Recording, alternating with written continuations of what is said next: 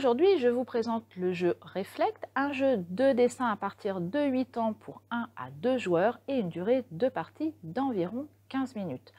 Dans Reflect, vous allez jouer avec le reflet d'un miroir pour tracer un chemin ou parcourir un labyrinthe en tentant d'être plus rapide ou plus précis que votre adversaire. Après avoir placé le miroir sur ses pieds, on le place entre les joueurs. Chacun récupère un cache qu'il emboîte en fonction s'il est droitier ou gaucher. Chacun récupère un bloc de défi et on sélectionne ensemble ce que l'on veut faire. Les feuilles sont recto-verso. Enfin, on place ces feuilles dans la poche transparente que l'on place au pied du miroir. Et enfin, on met le cache devant soi.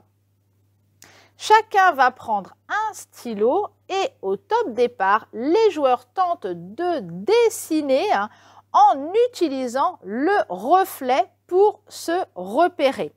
Donc, on va partir du début et le joueur, donc hop, c'est pas le bon stylo, disons ça c'est sur le deuxième joueur. Hop, celui-là a le stylo bleu et en utilisant le reflet du miroir, il va tenter d'aller jusqu'à la fin. L'autre joueur joue également en même temps. Hop, et on essaye comme ça d'aller jusqu'au bout. Il y a deux sortes de défis.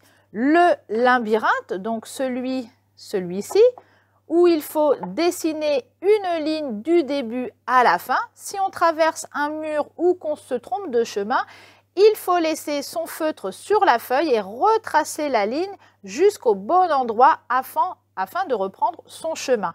Le premier à terminer remporte le défi. Il y a également les défis de chemin, donc ça c'était le labyrinthe.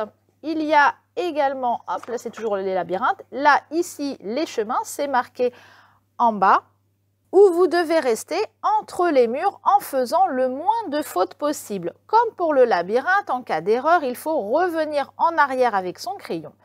Une fois que les deux joueurs ont terminé, on compare le résultat. Le joueur ayant commis le moins de fautes remporte le défi. Ici, ce n'est pas la vitesse qui compte, mais la précision.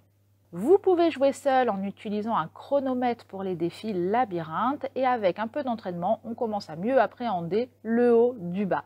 Cette présentation est terminée. À très bientôt avec un nouveau jeu.